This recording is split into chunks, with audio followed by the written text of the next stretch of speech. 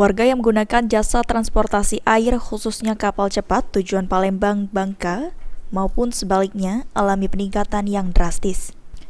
Namun kondisi ini masih cukup terkendali dan juga masih dapat diatasi oleh petugas yang bersiaga di Pelabuhan Bombaru.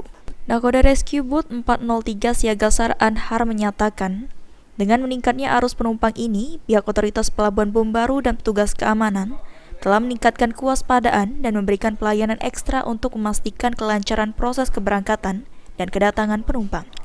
Bahkan, beberapa petugas SAR disiagakan untuk merespon dengan cepat dalam situasi darurat. Kami dari tim siaga SAR khusus Natal 2023 dan Tahun Baru 2024 di Pelabuhan Bombaru, Palembang. Pada hari ini, Senin, tanggal 25 Desember 2023, izin pimpinan kami melaporkan untuk kondisi terkini di dermaga ataupun terminal penumpang Pelabuhan Bombaru, Palembang terpantau cukup ramai. Kan tetapi belum terjadi lonjakan penumpang. Untuk aktivitas di terminal penumpang berjalan dengan lancar dan aman.